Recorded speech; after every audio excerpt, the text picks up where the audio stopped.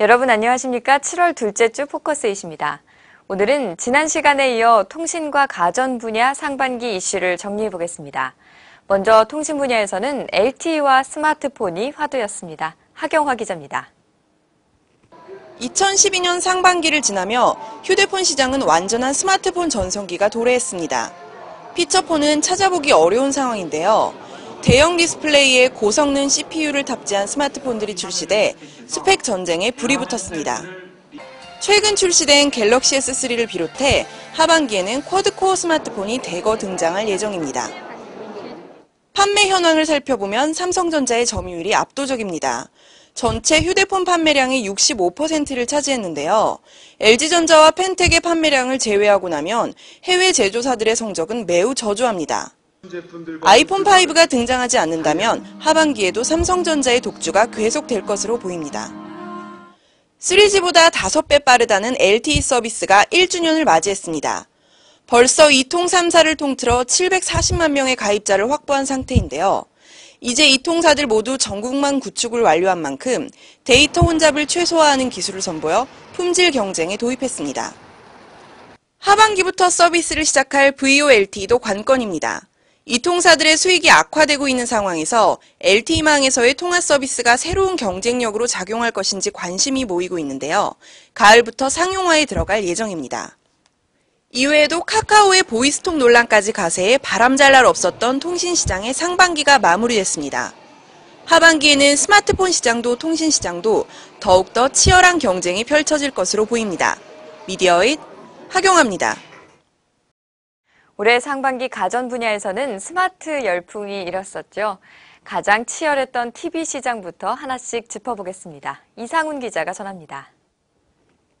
1년이면 시장 판도가 바뀔 만큼 변화가 빠른 IT 가전 업계에서도 유독 경쟁이 치열한 부문은 디지털 TV 시장입니다. TV는 가정의 중심인 거실 중앙을 차지할 뿐만 아니라 메모리, 디스플레이 패널, 영상 튜닝 능력 등 다양한 분야의 기술이 혼합된 기술 집약형 제품이기 때문입니다. 올해 상반기에 일제히 선보인 삼성전자와 LG전자의 2012년형 TV는 스마트 TV 기능이 더욱 강화되었습니다.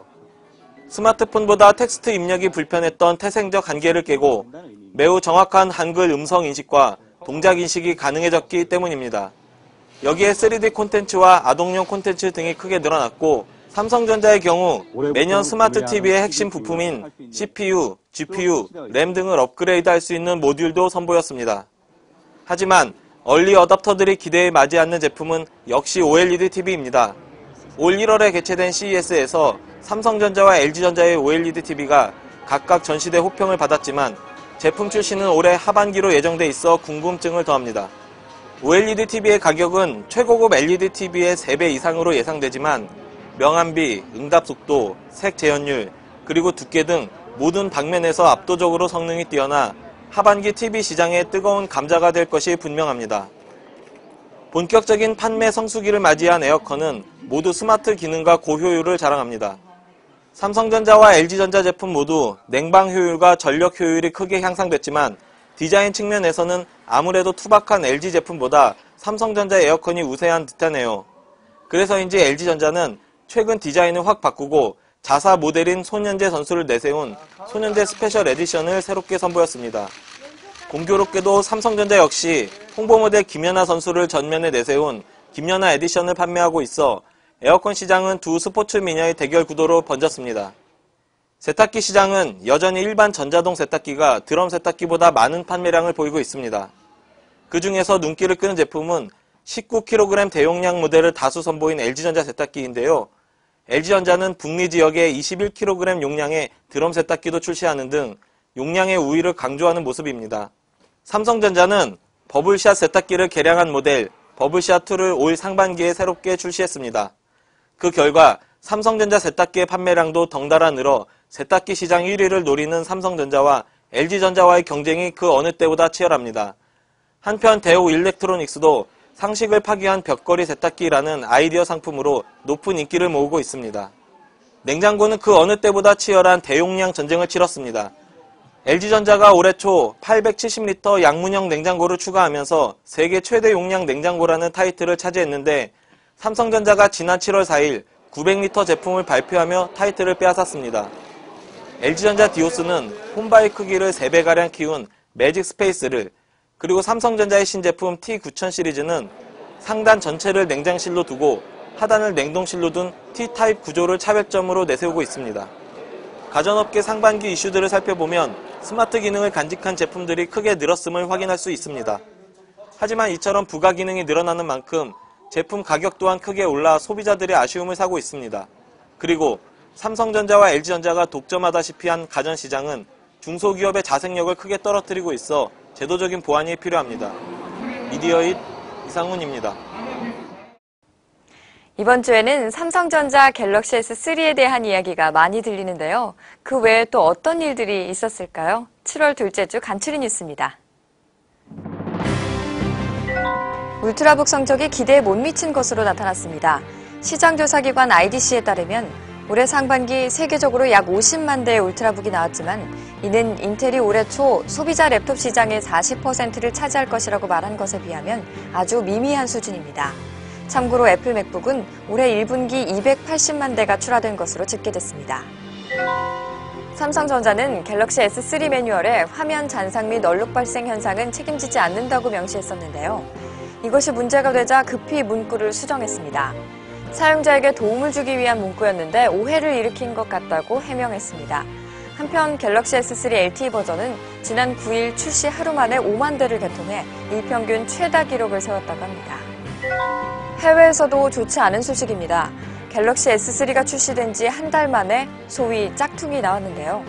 디자인과 UI가 거의 흡사한 제품이 중국에서 버젓이 판매되고 있다고 합니다. 제품명은 HTC 갤럭시 S3인데요. HTC는 삼성전자와 HTC의 짝퉁폰 전문 업체라고 합니다. 공항과 버스터미널, 도서관 등 공공장소에서 와이파이를 무료로 쓸 수 있게 됩니다. 방통위는 11일 이통 3사가 전국 1000여 개 공공장소에 와이파이 공동 구축을 완료해 무료 서비스에 돌입했다고 밝혔습니다. 이용 가능한 곳은 방통위와 한국정보화진흥원 홈페이지에서 확인할 수 있습니다. 애플 아이패드 미니 크기에 대한 루머가 나왔습니다. 일부 외신에 따르면 7.85인치 스크린에 두께는 약 7.2mm로 아마존 킨들파이어보다 얇고 3세대 아이패드보다는 약 25% 얇다고 합니다. 또한 기존 7인치 태블릿보다 40% 더 크며 아이패드의 축소판이 아니라 아이팟 나노의 확대판에 가까운 디자인이라고 합니다. 구글 넥서스 7이 이미 국내 전파 인증을 마친 것으로 밝혀져 화제가 되고 있습니다. 국립전파연구원의 전파 인증 결과를 보면 지난 6월 11일 넥서스 7 제조사가 이 제품과 같은 모델명을 쓰는 단말기에 인증을 받은 것으로 나타났습니다. 국내 출시 일정은 8월 중이 될 것이라는 예측입니다. 삼성전자가 7월 중 모바일 게임 앵그리버드를 스마트 TV 앱으로 출시합니다. TV용 앵그리버드는 손동작으로 세촉을 움직이는 동작인식 기능을 적용했는데요. 동작인식 기능이 적용된 게임 앱은 이번이 처음이라고 합니다. 카카오톡에서 자신을 차단한 사람을 찾을 수 있다는 가짜 프로그램 배신자톡을 게재해 약 3천여 명에게 4천여만 원을 챙긴 사건이 발생했습니다. 놀랍게도 범인은 고등학생이라고 하는데요. 중학생 때 웹하드 업체에서 아르바이트를 하며 배운 해킹 기술을 이용했다고 합니다.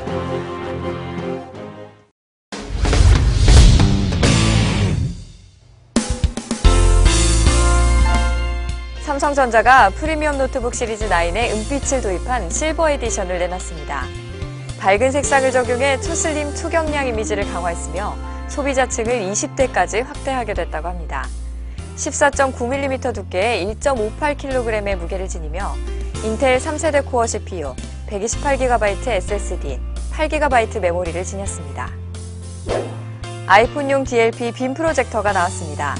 손바닥만한 크기로 휴대가 간편하며 최대 60인치 화면 크기를 구현합니다. 램프 수명은 2만 시간이며 밝기는 15안시 루멘, 1000대1 명암비, 0.8W 스피커를 내장했습니다. 2100mAh 배터리를 내장해 영상을 볼 때 최대 2시간 30분까지 쓸 수 있습니다. 아이폰 4와 4S 전용으로 디자인됐으며 연장 케이블을 이용하면 30핀을 사용하는 애플 제품을 모두 연결할 수 있습니다. 필립스전자가 시티스케이프 콜렉션을 선보입니다. 시티스케이프는 런던, 베를린, 상하이, 파리, 도쿄, 뉴욕에 거주하는 100여 명의 아티스트와 공동 제작한 헤드폰 3종류, 이어폰 1종류입니다.